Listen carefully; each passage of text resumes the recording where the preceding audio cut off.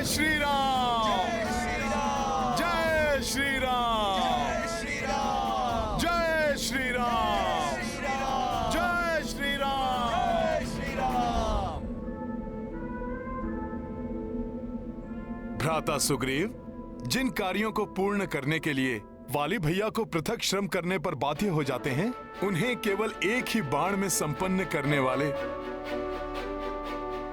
मेरे प्रभु श्री राम की असीमित शक्ति पर अब तो आपको विश्वास हो गया होगा ना?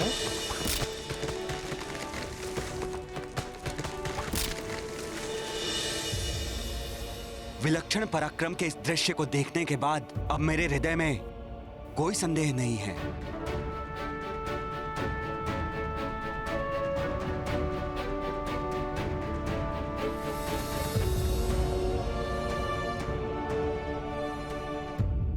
मुझे क्षमा करना मित्र।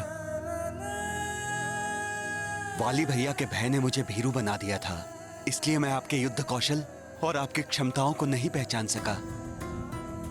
मित्र, आप वाली भैया तो क्या, उनके जनक देवराज इंद्र को भी परास्त करने में पूर्णतः सक्षम हैं।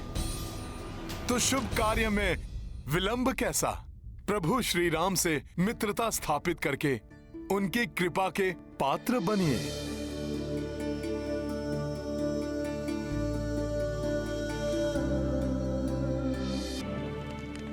मित्र, मैं अपने पूर्ण बल के साथ आपकी मित्रता के प्रति समर्पित रहूंगा।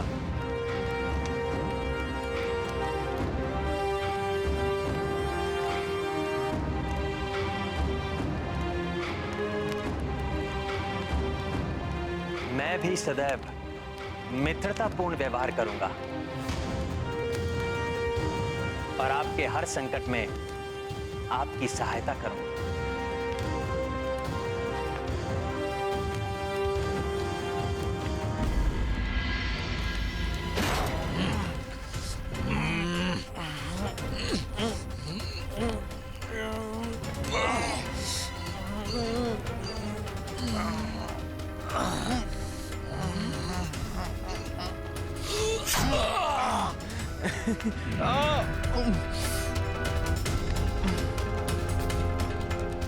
उत्तम, अति उत्तम। अंगद मेरे पुत्र, मुझे गर्व है तुम पर। महानतम वाली जैसे महान पिता के योग्य पुत्र हो तुम।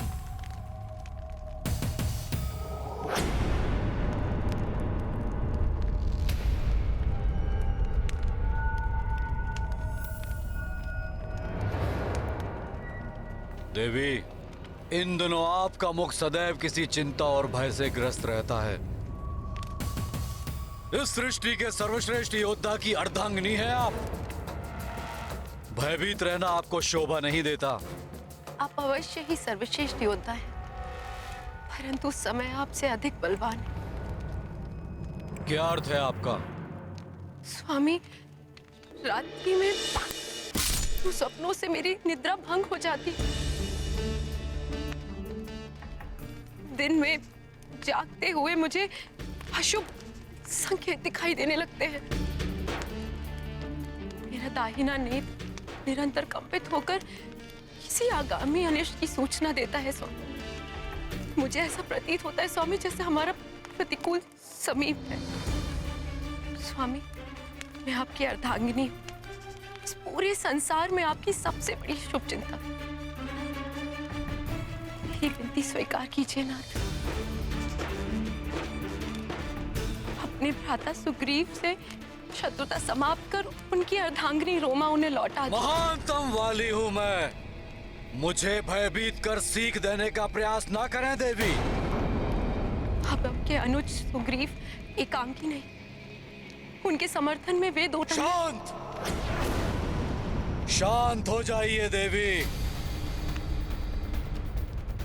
किसी भी योद्धा का समर्थन मुझे कोई हानि नहीं पहुंचा सकता। मेरे समक्ष आते ही मेरे शत्रु की शक्ति क्षीण पड़ जाती है और मेरी शक्ति दोगुनी हो जाती है। परंतु आपको सावधान करना मेरा परम कर्तव्य है। वाली भैया को प्राप्त वरदान के अनुसार उनसे युद्ध करने वाले योद्धा की आदि शक्ति उनमें समाहित हो जाती है और उनकी शक्तियों में वृद्धि कर देती है। मित्र सुग्रीव, आप इसकी चिंता त्याग दें, क्योंकि वाली से युद्ध मैं नहीं, आप ही करेंगे।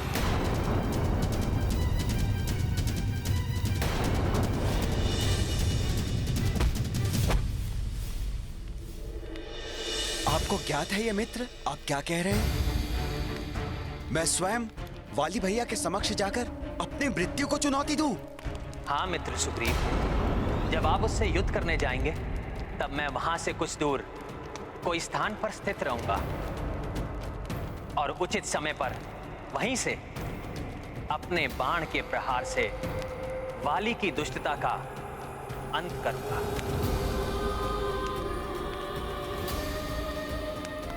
परंतु छुपकर वार करना यह अधर्म नहीं होगा प्रभु। भ्राता सुग्रीव, प्रभु श्री राम तो स्वयं धर्म के सर्वोत्तम प्रतीक हैं। उनके धर्मोचित व्यवहार पर संशय मत कीजिए आप। श्री राम का सुझाव सर्वथा उचित है पुत्र सुग्रीव। भ्राता सुग्रीव, जिन प्रभु श्री राम ने धर्म और मर्यादा को स्थापित रखने के लिए अपने पिता की आज्ञा अनुसार राजपाट त्याग कर 14 वर्षों का वनवास स्वीकार किया, वो प्रभु श्री राम अधर्म कैसे कर सकते हैं?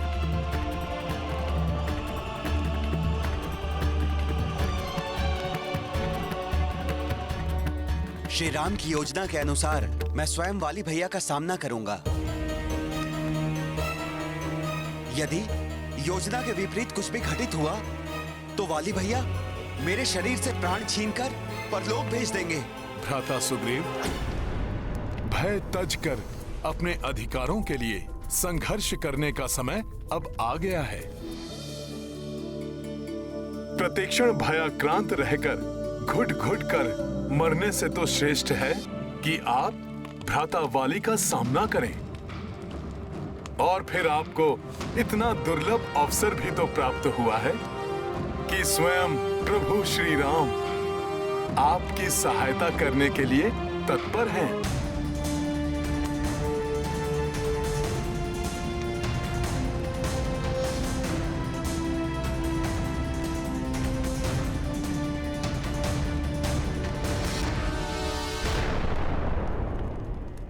वाली भैया, वाली भैया, वाली भैया।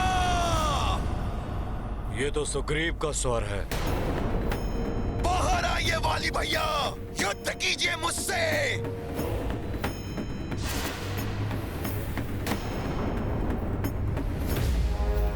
सुग्रीव का इतना दुस्साहस!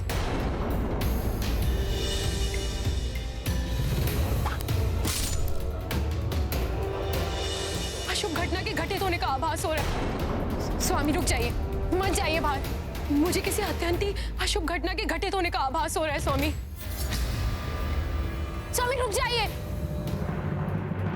माताश्री का कथन उचित है पिताश्री, आपको इस युद्ध के लिए नहीं जाना चाहिए। अंगद, तुम मेरे समान शूरवीर योद्धा होने के पश्चात भी मुझे भयभीत होकर रोकने का प्रयास कर रहे हो। क्या तुम्हें मुझ पर अपने पिता के बल पर संदेह है?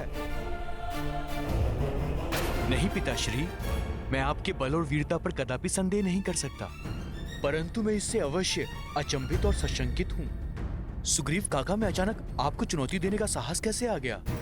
इसमें अवश्य उनकी कोई कुटिल योजना है, उनकी कोई सहायता कर रहा है। आपके घात का छल है ये पिताश्री।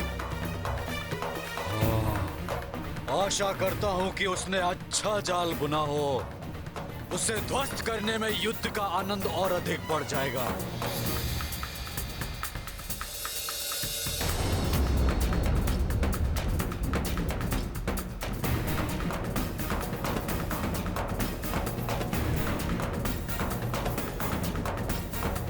बाहर आइए वाली भैया, युद्ध कीजिए मुझसे। सुग्रीव!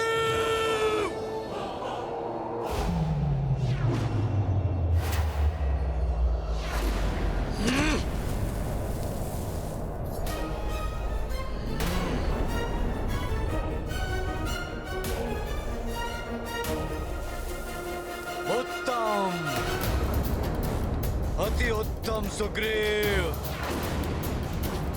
जो स्वयं तुम प्रस्तुत हो गए महानतम वाली के हाथों अपने काल का क्रॉस बनने के लिए। स्वामी! मृत्यु नहीं वाली भैया, मैं अपनी पत्नी रोमा और अपने जीवन के सुख को पुनः प्राप्त करने आया हूँ। मुझसे युद्ध कर अपनी मृत्यु के सिवा कुछ प्राप्त नहीं कर पाओगे तुम। देखना चाहते हो?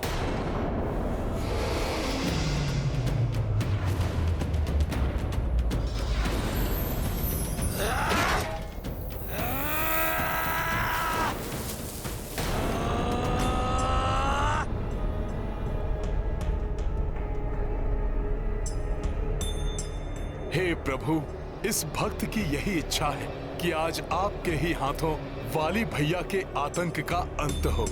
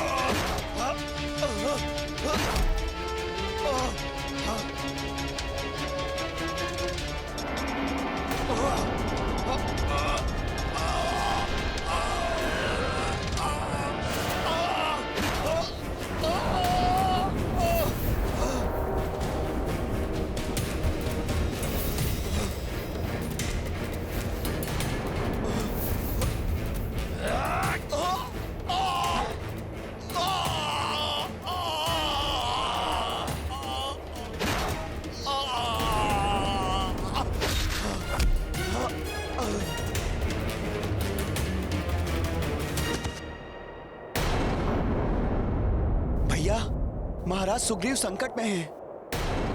उठो मार्कट!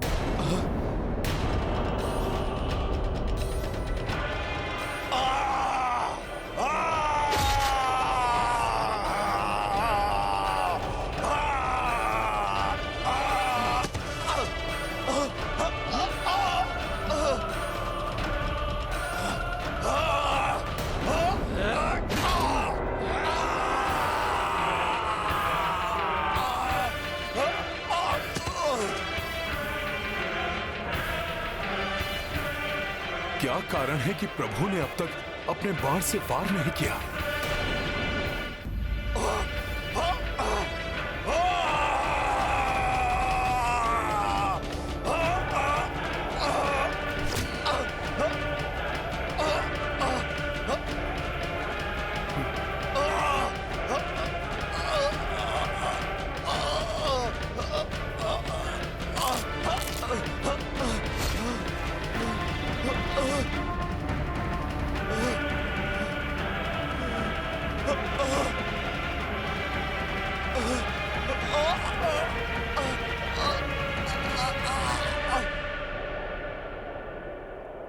किस पर वार करूं? दोनों एक दूसरे की प्रतिछाया से प्रतीत हो रहे हैं। हाँ भैया, यहां से ज्ञात करना अत्यंत कठिन है कि कौन वाली है और कौन सुग्रीव। तुम्हें ना तो रोमा प्राप्त होगी और ना ही तुम्हारा जीवन शेष बचेगा सुग्रीव।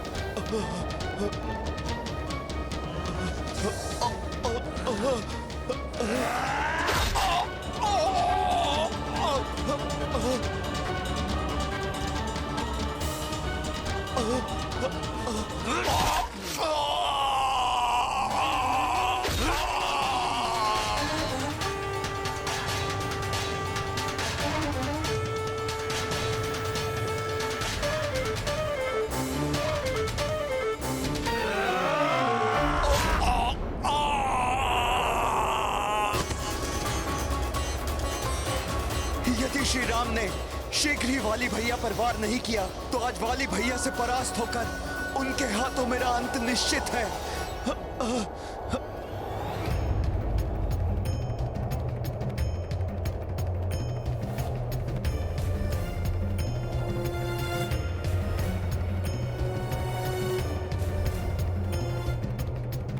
कहाँ भाग रहे हो भीरू?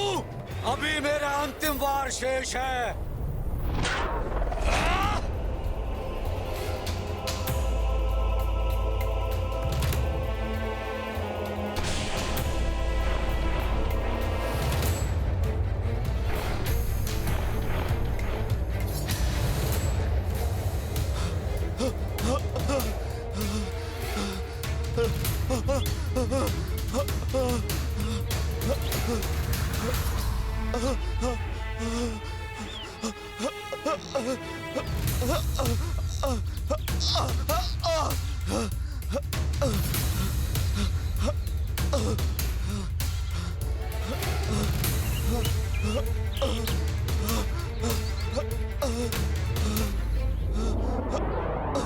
भ्राता सुग्रीव!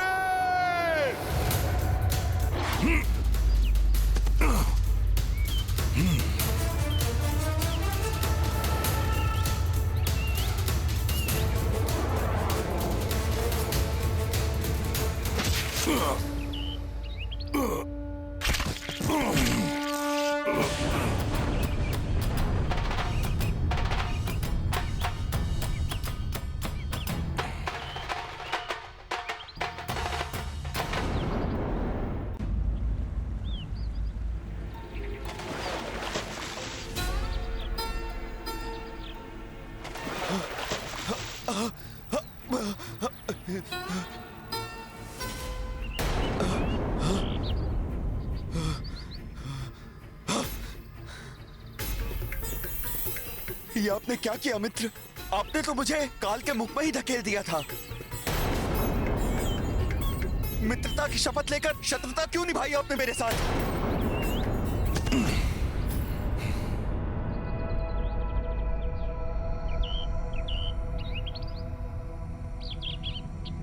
शत्रुता? नहीं मित्र सुग्रीव, मैं आप और वाली में भेद करने में असमर्थ था।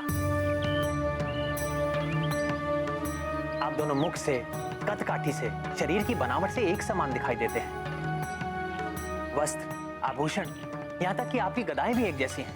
मुझे भय था कि आपको पहचानने में त्रुटि से कहीं मेरे बाण से आप आहत ना हो जाए। प्रभु, मेरे पास इस समस्या का समाधान है।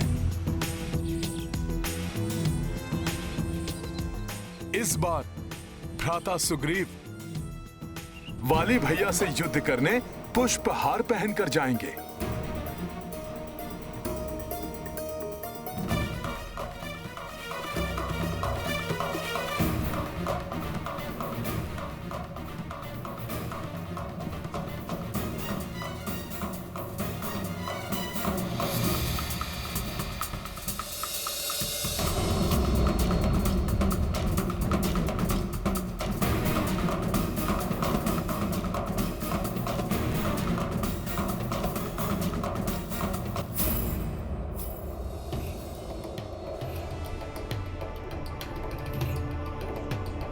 वाली भैया, इस बार मुझसे अपनी रक्षा नहीं कर पाएंगे आप। आइए बाहर, आइए। मैं आपको चुनौती दे रहा हूं। अपने बल पर विश्वास नहीं रहा है क्या वाली भैया? मेरे अग्रज, मेरे शत्रु, आइए और मेरा सामना कीजिए। सुग्रीव, इतना दुस्साहस? स्वामी रुक जाइए। भोजन के मध्य में उठकर जाना अशुभ होता है। स्वामी, एक और शंका है जो मुझे सता रही है। अभी कुछ ही पूर्व पहले आपके भ्राता सुग्रीव आपसे परास्त होकर जा चुके हैं। तो पुनः क्यों आपसे युद्ध करने आएंगे? उसकी मृत्यु पुनः उसे यहाँ खींच लाई है देवी। वाली भैया, वो यहाँ आ तो गया, किंतु जीवित वापस नहीं लौटेगा। स्वामी स्वामी स्वामी रुक जाइए। स्वामी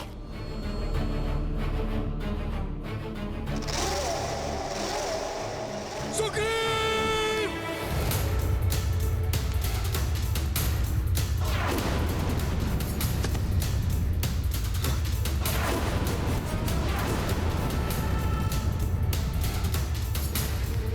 मूर्ख भीरू, पुनः तुमने यहाँ आने का दुस्साहस किया। तुम्हें इसका मूल्य चुकाना होगा।